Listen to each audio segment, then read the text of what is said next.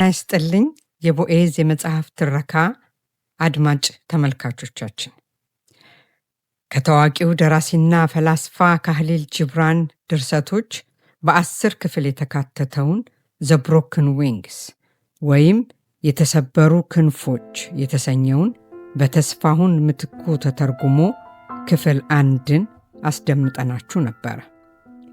ክፍል 2 እንደዚህ ይቀጥላል። የተሰበሩ ክንፎች ዘ ብሮክን ዊንግስ ክፍል 2 ምዕራፍ 4።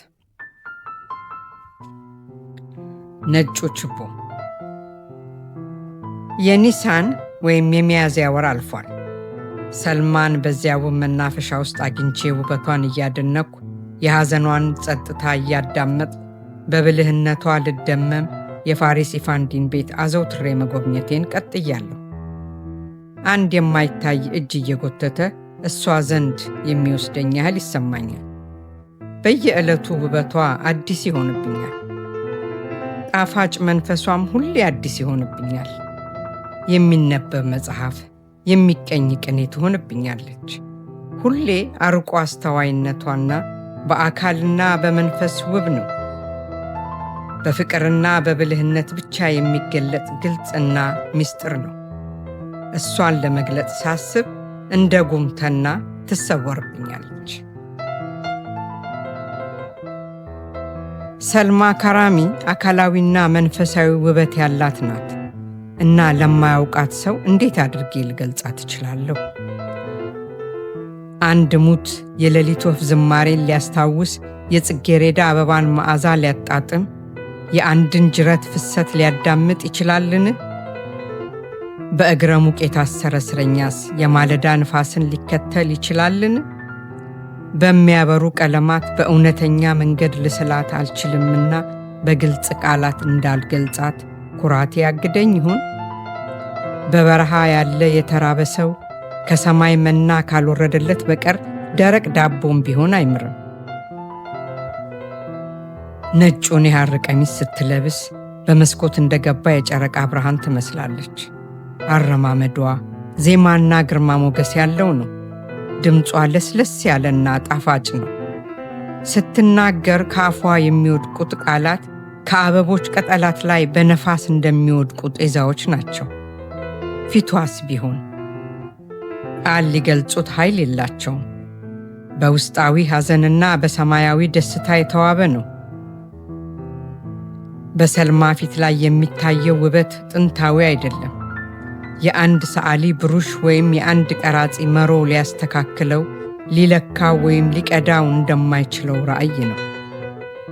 የሰልማ ውበት በወርቃማ ጸጉሯ ላይ ሳይሆን ዙሪያውን በከበበው ንጽህናና ደግነት ላይ ነው። እንጆሪ በመሳሉ ከናፍሮቿ ላይ ሳይሆን በጣፋጭ ንግግሮቿ ላይ ነው። በማጅራቷ አጥንት ላይ ሳይሆን በአንገቷ ላይ ነው። ፍጹም በሆነው ገጿ ላይ ሳይሆን በመሬትና በሰማይ መካከል በሚንቦገቦገው የመንፈሷ ችቦ ላይ ነው። ውበቷ ልክ እንደ ቅኔ ተሰጥኦ ነው። ይሁን እንጂ ባለቅኔዎች መንፈሳቸውን የትም ድረስ ቢመጥቅ በእንባ አጥር መወሰናቸው አይቀርም። ሰልማ ከማውራት ይልቅ በጥልቅ ማሰብ ይቀናታል። ጸጥታዋ ደግሞ ሰውን ወደ ህልም ዓለም ወስዶ የልቡን ምት ዜማ እንዲያዳምጥ ከፊት ለፊቱ ቆመው የሚያዩትን የሐሳቦቹና የስሜቶቹ ጣዕረ ሞቶች እንዲያይ እንደሚያደርግ ሙዚቃ ነው። በሕይወቷ ላይ የጥልቅ ሐዘን ካባ ደርባለች። አንድ ያበበ ዛፍ በማለዳ ጉም ሲታይ ይበልጥ እንደሚያምር የሐዘን ካባዋም ውበትና ክብር ጨምሮላታል። እንዳችን የሌላኛችንን ፊት በማየት የልባችንን ስሜት የምናውቅና የተደበቀውን የገደል ማሚቱ የምናዳምጥ ይመስል መንፈሶቻችን በሐዘን ተቆራኝተዋል። አምላክ ሁለቱን አካላት አንድ አድርጓቸዋል። መለያየት ሐዘን እንጂ ሌላ ትርፍ የለውም። ሐዘን የተሞላች መንፈስ ተመሳሳዩን ስታገኝ እረፍት ታገኛለች። አንድ እንግዳ ሰው በእንግዳ ምድር አምሳያውን እንግዳ ሲያገኝ ደስ እንደሚለው በፍቅር ይጣመራሉ። በሐዘን የተቆራኙ ልቦች በደስታ ክብር አይለያዩም። በእንባ የጠራ ፍቅር ለዘላለሙ ንጹሕና ውብ ሆኖ ይኖራል። ምዕራፍ 5 አውሎ ነፋሱ። አንድ ዕለት ፋሪስ ኢፋንዲ እቤታቸው ራት ጋበዙኝ። መንፈሴ አምላክ በሰልማ እጅ ላይ ያስቀመጠውን መለኮታዊ ዳቦ በተመገብነው ቁጥር የበለጠ ልባችንን የሚያስርበውን ዳቦ መንፈሴ ተረባለችና ግብዣውን ተቀበልኩ። ካይስ የአረቡ ባለቅኔ ዳንቴና ሳፎ ቀምሰውት ልባቸውን ያቀጣጠለው ዳቦ ይህ ነው። ከናፍሮች ጣፍጠው እንባዎች መረው የተዘጋጁበት ዳቦ ይህ ነው።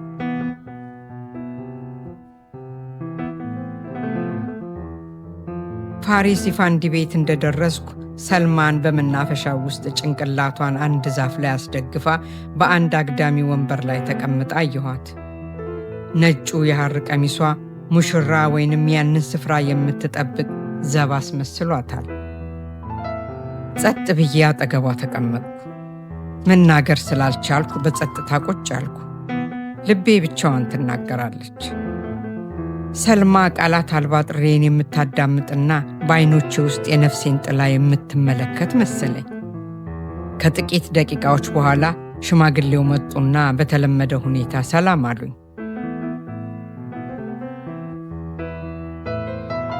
እጃቸውን ወደ እኔ ሲዘረጉ እኔና ልጃቸውን ያጣመረንን ምስጢር የሚባርኩ ያህል ተሰማኝ። ከዚያም እራት ተዘጋጅቷል ልጆቼ፣ እንግባና እንመገብ አሉ። ተነሳንና ተከተልናቸው። የሰልማ ፊት ብሩህ ሆኗል። አባቷ ልጆቼ ብለው ስለጠሩን በፍቅሯ ላይ ተጨማሪ ደስታ ሆኖላታል። በጠረጴዛው ዙሪያ ተቀምጠን ምግቡን እየበላንና ጥንታዊውን ወይን እየጠጣን ተደሰትን። ነፍሶቻችን ግን ሩቅ ዓለም ሄደዋል። ስለ መጪው ጊዜና ስለ ወጣ ገባነቱ እያለምን ነበረ። ሦስታችንም በሐሳብ ብንለያይም በፍቅር ተሳስረናል። ሦስቱ ንጹሐን ሰዎች በስሜት ቢካብቱም ዕውቀታቸው ትንሽ ነው። ልጃቸውን በሚወዱና በሚሳሱላት አንድ ሽማግሌ፣ የወደፊት ሕይወቷን በጉጉት በምትጠብቅ አንዲት የ20 ዓመት ወጣትና የሕይወትን ጣፋጭ ወይን ወይም መራራ ኮምጣጤ ባልቀመሰ በፍቅርና በዕውቀት መሰላል ላይ ሊንጠላጠል ቢሞክርም ባልተሳካለት በሕልምና በስጋት በተከበበ አንድ ወጣት አንድ ድራማ እየተሠራ ነው። ሦስታችንም ደንገዝገዝ ባለው ብርሃን በሰማያዊው ዓይኖች እየተጠበቅን ስንበላና ስንጠጣ ቆየን። ከብርጭቆዎቻችን ስር ግን ምሬትና ሐዘን ተደብቀው ነበር። ተመግበን እንደጨረስን አንዷ የቤት ሠራተኛ መጥታ የሆነ ሰው በራፍ ላይ ቆሞ ፋሪስ ኢፋንዲን ለማግኘት እየጠየቀ መሆኑን ተናገረች። ማን ነው እሱ ሲሉ ጠየቁ ሽማግሌው። የሊቀ ጳጳሱ መልእክተኛ ነው አለች ሠራተኛዋ። አንድ ነቢይ ምስጢሩን መለኮታዊ ለማድረግ ወደ ሰማይ እንደሚያፈጥ ፋሪስ ኢፋንዲም ልጃቸው ላይ አፈጠጡባት። ከዚያም ወደ ቤት ሠራተኛዋ ዞረው አስገቢው አሉ። የቤት ሠራተኛዋ ወጥታ ጥቂት እንደቆየች አንድ የክህነት ልብስ የለበሰ ዳርና ዳር ላይ የተጠቀለሉ ጫፎች ያሉት ፂም ያለው ሰው ወደ ውስጥ ገባና ክቡርነታቸው ጳጳሱ አንድ አስቸኳይ ነገር ሊያዋዩት ስለሚፈልጉ የግል ሰረገላቸውን ልከውሎታል አለ። ሽማግሌው ፊት ላይ የነበረው ፈገግታ ጠፍቶ ፊታቸው ዳመነ። ለጥቂት ጊዜ ያህል በጥልቀት ሲያስቡ ቆዩና ጓደኝነት በተሞላበት ድምፅ በዚህ ጭር ያለ ስፍራ ሰልማ ካንተ ጋር መሆኗ ስለሚያስደስታት ስመለስ እዚህ እንደማገኝህ ተስፋ አደርጋለሁ አሉኝ። ይህንን ካሉ በኋላ ወደ ሰልማ ዞረው በፈገግታ እየተመለከቷት ትስማማ እንደሆነ ጠየቋት። ራሷን በመስማማት ብትነቀንቅም ጉንጮቿ ቀልተው ነበር። ከዚያም ከክራር ድምፅ በጣፈጠ ድምፅ እንግዳችንን ለማስደሰት የተቻለኝን ሁሉ አደርጋለሁ አባዬ አለች። ሰልማ አባቷንና የጳጳሱን መልእክተኛ የያዘውን ሰረገላ ከዓይኖቿ እስኪሰወር ድረስ ተመለከተችውና ከፊት ለፊቴ በአረንጓዴ ሐር ጨርቅ ከተሸፈነው ድንቅ አልጋ ላይ ተቀመጠች። በማለዳ ነፋስ በለምለም አረንጓዴ ሳር ላይ ያጎነበሰች ሊሊ አበባ ትመስላለች። ከሰልማ ጋር ብቻችንን በምሽት በዛፎች በጸጥታ በፍቅር በውበት እና በደግነት በተከበበው ቤት ውስጥ መገኘቴ የአምላክ ፈቃድ ቢሆን ነው። ሁለታችንም አንዳችን ወሬ እንድንጀምር እየተጠባበቅን ጸጥ ብለናል። ነገር ግን ሁለት ነፍሶች ለመግባባት የግድ መነጋገር አይኖርባቸውም። ልቦችን ስበው አንድ የሚያደርጓቸው ከከናፍርትና ከምላሶች የሚወጡ ቃላት አይደሉም። አፍ ከሚናገረው በላይ የበለጠና የነጻ ሌላ ነገር አለ። ጸጥታ ነፍሶቻችንን ያበራልናል፣ ለልቦቻችን ያንሾካሹኩልናል፣ ያጣምርልናል። ጸጥታ ራሳችንን ከራሳችን ነጥሎ መንፈሳችንን ነጥቆ ከሰማይ ፊት ያቆመናል። አካላችን እስር ቤት ከመሆን ሌላ ምንም እንዳልሆነ፣ ይህቺ ዓለም የግዞት ስፍራ እንደሆነች እንዲሰማን ያደርገናል። ሰልማ ቀና ብላ ተመለከተችኝ። አይኖቿ የልቧን ምስጢር አጋለጡባት። ዝቅ ባለ ድምፅ ወደ መናፈሻው ሄደን እንቀመጥና ከዛፎቹ ስር ተቀምጠን ከተራሮቹ ጀርባ የምትወጣውን ጨረቃ እንመልከት አለችኝ። በፈቃደኝነት ከተቀመጥኩበት ብነሳም ጥቂት አመነታሁ። ጨረቃዋ ሙሉ በሙሉ ወጥታ መናፈሻውን በብርሃን እስክትሞላው ድረስ እዚህ ብንሆን አይሻልም? ጨለማው ዛፎቹንና አበቦቹን ስለሚደብቃቸው ምንም ልናይ አንችልም አልኳት።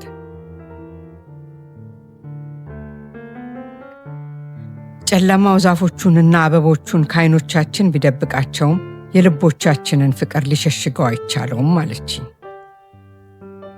እነዚህ ቃላቶች በልዩ የድምፅ ቃና ካወጣች በኋላ ዓይኖቿን አዙራ ወደ መስኮቱ ተመለከተች። ንግግሯን እያሰብኩና ቃላቶቿን እየመዘንኩ ጸጥ ብዬ ቆየሁ። ከዚያም በተናገረችው ነገር የተጸጸተችና ቃላቶቿን በዓይኖቿ አስማት ከጆሮዎቿ ማውጣት የፈለገች ይመስል አተኩራ ተመለከተችኝ። እነዚያ ዓይኖቿ ግን ንግግሮቿን ከማስረሳት ይልቅ በጥልቁ ልቤ ውስጥ እየደጋገሙ እስከ ዘላለም አተሙት። በዚህ ዓለም የሚገኘው እያንዳንዱ ውበትና ታላቅነት ሁሉ በሰው ውስጥ ባለ አንድ ነጠላ ሐሳብ ወይም ስሜት የተፈጠረ ነው። ዛሬ የምናየው ነገር ሁሉ ባለፉት ትውልዶች የተፈጸመው በሙሉ ይህንን ከመምሰሉ በፊት በአንድ ወንድ አእምሮ ውስጥ የሚመላለስ ሐሳብ ወይም በአንዲት ሴት ልብ ውስጥ ትክ የሚል ምት ነበረ። ብዙ ደም ያፈሰሱትና የሰዎችን አእምሮ ነፃ ያወጡት አብዮቶች በሙሉ በሺዎች መሃል በሚገኝ አንድ ሰው አእምሮ ውስጥ የተፈጠሩ ሐሳቦች ነበር። መንግስታትን ያጠፉ አውዳሚ ጦርነቶች በአንድ ሰው አእምሮ ውስጥ የተጸነሱ ሐሳቦች ነበሩ። የሰውን ልጅ የጉዞ መስመር የለወጡት እነዚያ ታላቅ ትምህርቶች ምጡቅነቱ ከአካባቢው ለየት ባደረገው አንድ ሰው አእምሮ ውስጥ የነበሩ ሐሳቦች ነበሩ። ፒራሚዶችን የገነባው የእስልምናን ክብር የመሰረተውና አሌክሳንድሪያ ላይ ቤተ መጻሕፍቱ እንዲቃጠል ምክንያት የሆነው አንድ ሐሳብ ነው።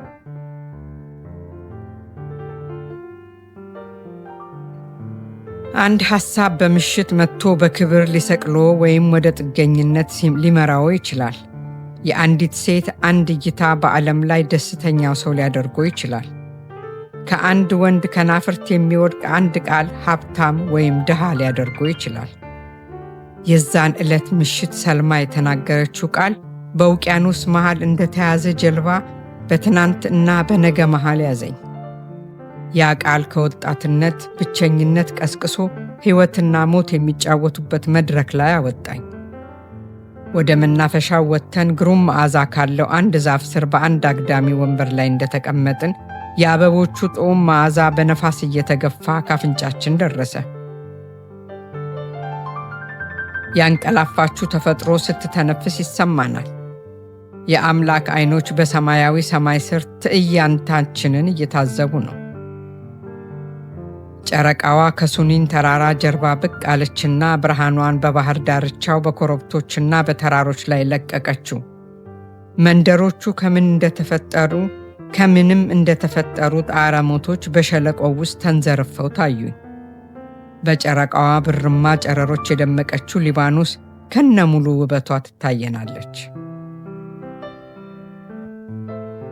የምዕራቡ ዓለም ባለቅኔዎች ከአዳምና ከሔዋን መባረር በኋላ እንደጠፋችው የኤዶን ገነት ሊባኖስም ከዳዊት ከሰለሞንና ከነቢያት ማለፍ በኋላ የተረሳች በአፈ ታሪክ የቀረች ስፍራ እንደሆነች ያስባሉ።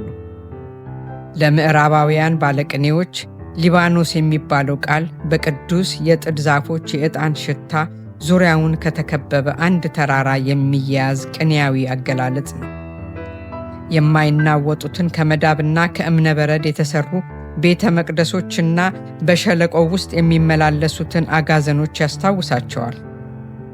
የዛን ዕለት ምሽት በአንድ ባለቅኔ ዓይኖች ሊባኖስን እንደ ሕልም ተመለከትኳት።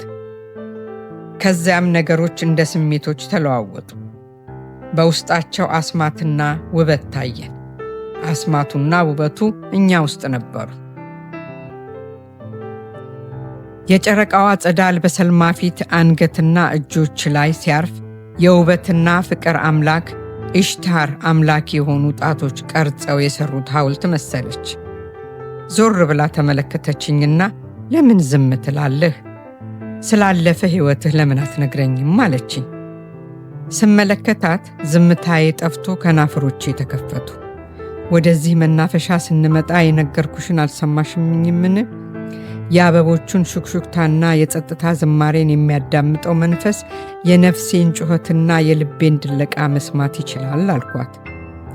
ፊቷን በእጆቿ ሸፈነችና በሚንቀጠቀጥ ድምፅ አዎ ሰምቼሃለሁ፣ ከምሽት ደረት የወጣ አንድ ድምፅና ከቅን ልብ የወጣ ምት ሰምቻለሁ አለች። ያለፈ ማንነቴን፣ ህልውናዬን፣ ሁሉንም ነገር ረስቼ ሰልማን ብቻ እያስታወስኩ እኔም ሰምቼሻለሁ ሰልማ፣ በአየር ውስጥ እንደ ሙዚቃ ሲወጣና መላውን ዩኒቨርስ ሲያናውጠው ሰምቻለሁ አልኳት። እነዚህን ቃላቶች ካዳመጠች በኋላ ዓይኖቿን ከደነቻቸው። ከናፍሮቿ ላይ ሐዘንና ደስታ ሲታገሉ አየሁ። አሁን ከሰማይ ከፍ ያለ ከውቅያኖስ የጠለቀና ከሕይወት ከሞትና ከጊዜ የተለየ አንድ ነገር እንዳለ ተገንዝቤያለሁ። በፊት ያላወቅኩትን አሁን አውቄያለሁ አለች በለሰለሰ ድምፅ።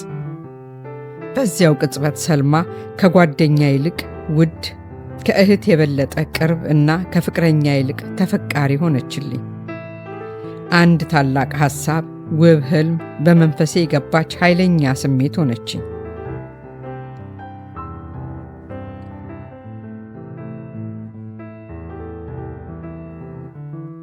ፍቅር ከረዥም ጊዜ ጓደኝነትና ብዙ ከቆየ የትዳር መግባባት ይመጣል የሚለው አስተሳሰብ የተሳሳተ ነው። ፍቅር ከመንፈሳዊ ግንኙነት የሚወለድ ልጅ ነው። ያ ጥምረት በቅጽበት ካልተፈጠረ በቀር በዓመታት ወይም በትውልዶች እንኳን ሊፈጠር አይችልም። ከዚያም ሰልማ ራሷን ቀና አድርጋ ሱኒን ተራራ ከሰማይ ጋር ወደሚጋጠምበት አድማስ ተመለከተች።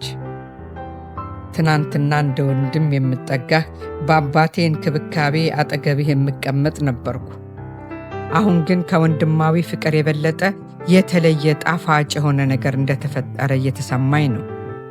በሐዘንና ደስታ የተሞላው ልቤ በፍቅርና በፍርሃት እየተናጠ ነው አለች። እኛ የምንፈራውና በልቦቻችን ሲያልፍ የሚናወጠውን ስሜት ጨረቃዋን በመሬት ፀሐይን በአምላክ ዙሪያ የሚመራ የተፈጥሮ ሕግ ነው ስል መለስኩላት። እጇን ራሴ ላይ ጣል አድርጋ ጣቶቿን ፀጉሬ ውስጥ አርመሰመሰቻቸው። ፊቷ በራ። በአንድ ሊሊ ቅጠሎች ላይ እንደሚወርዱ ጤዛዎች የእንባ ዘለላዎቿ ከዓይኖቿ ረገፉ። ታሪካችንን ማን ያምነናል?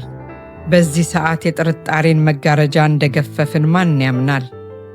ለመጀመሪያ ጊዜ ያገናኘን የኒሳን ወይም የሚያዝያ ወር በቅድስተ ቅዱሳን ሕይወት ውስጥ ያቆመን ወር እንደሆነ ማን ያምናል አለችኝ።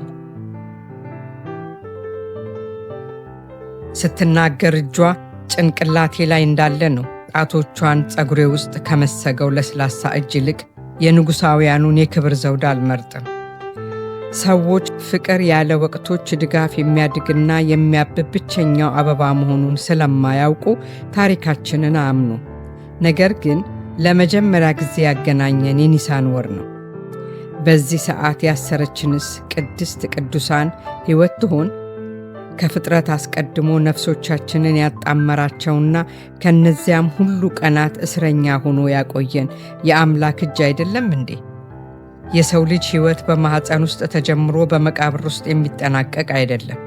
በመጨረሻ በብርሃንና በከዋክብት የተሞላው ይህ ጠፈርም በሚፋቀሩ ነፍሶችና በሚፈላለጉ መንፈሶች የተራቆተ አይደለም አልኩ። እጇን ከጭንቅላቴ ላይ ስታነሳ የፀጉሮቼ ስሮች ከምሽቱ ንፋስ ጋር ሲታገሉ እንደ ኤሌክትሪክ ሞገድ ነገር ተሰማኝ። በአንድ ቤተ መቅደስ ውስጥ መሠዊያውን በመሳለም ቡራኬ እንደሚያገኝ ምዕመን የሰልማን እጅ ሳብኩና የሚለባለቡ ከናፈሮቼን አሳርፌበት ጊዜ ያህል ሳምኩት። ሰውነቱም ሴን አነቃው። 1 ሰዓት አለፈ። እያንዳንዷ ደቂቃ አንድ የፍቅር ዓመት ነበረች። የምሽቱ የጨረቃዋ ብርሃን፣ የአበቦቹና የዛፎቹ ጸጥታ ከፍቅር በቀር ሁሉን አስረሱን። በድንገት የፈረሶች ኮቴና የሰረገላ መጓተት ድምፅ ተሰማን። ከጣፋጩ ዓለም ስንነቃ፣ ከሕልም ዓለም ወደ መከራና ስቃይ ዓለም ስንመለስ ሽማግሌውን ከግዳጃቸው ተመልሰው አገኘናቸው። ልናገኛቸው ከተቀመጥንበት ተነስተን በመናፈሻው ውስጥ አቆራረጥን።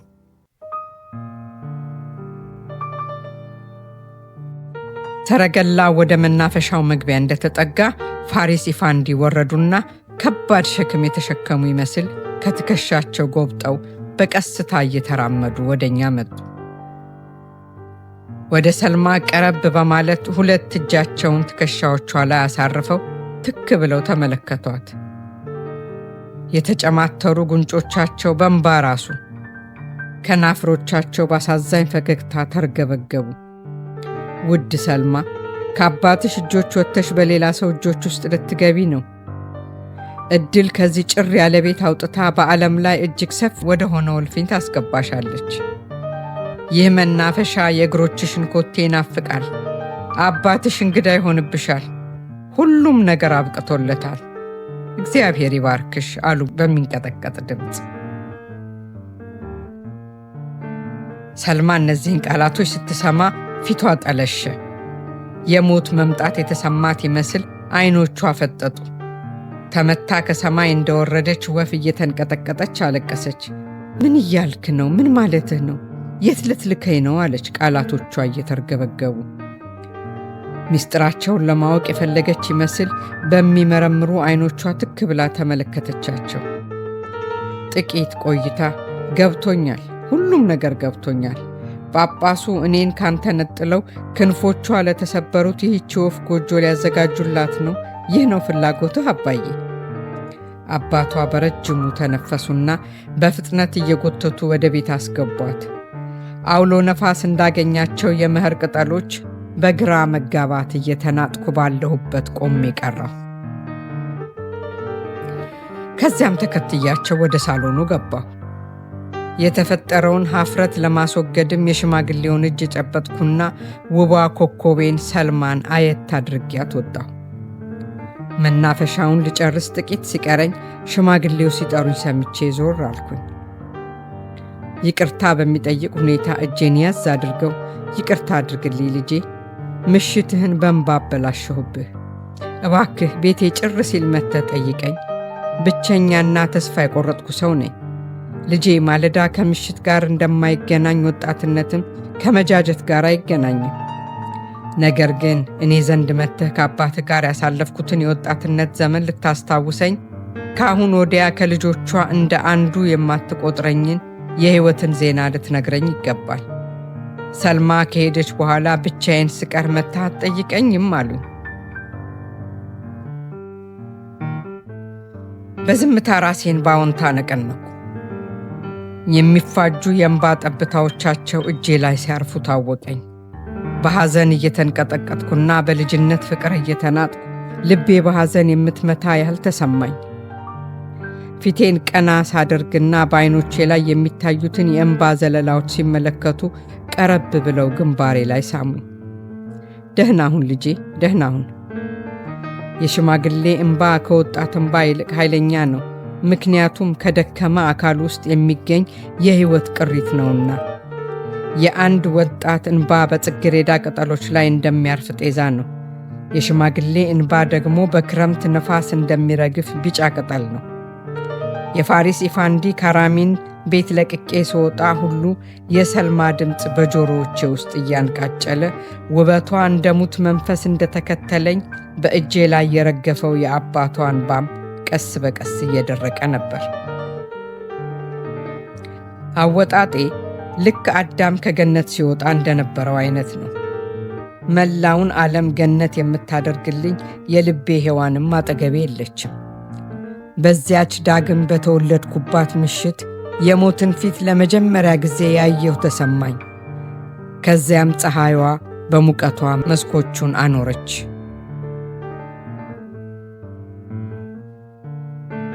ካህሊል ጂብራን የተሰበሩ ክንፎች ክፍል 2 እዚህ ላይ ተጠናቀቀ። ክፍል 3 ይቀጥላል።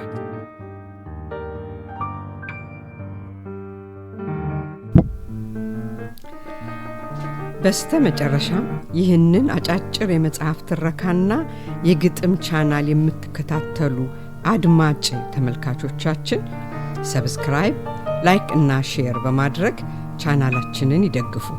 እናንተ ሰብስክራይብ፣ ላይክ እና ሼር ባደረጋችሁ ቁጥር ጠቃሚ የሆነው ምክር አዘል ግጥም፣ አጫጭር ታሪኮች ለሌሎች ይደርሳል፣ ይማሩበታል። በዋነኝነት ደግሞ በገጠር አካባቢ ወላጅ አልባና ትምህርት ቤት መሄድ ያልቻሉ ሕፃናትን ትምህርት ቤት ሰርተን እየደገፍን ስለሆነ እናንተ ሰብስክራይብ፣ ላይክ እና ሼር ባደረጋችሁ ቁጥር አንድ ሕፃን እንዲማር ወይንም እንድትማር ስለምታደርጉልን ከልብ እናመሰግናለን።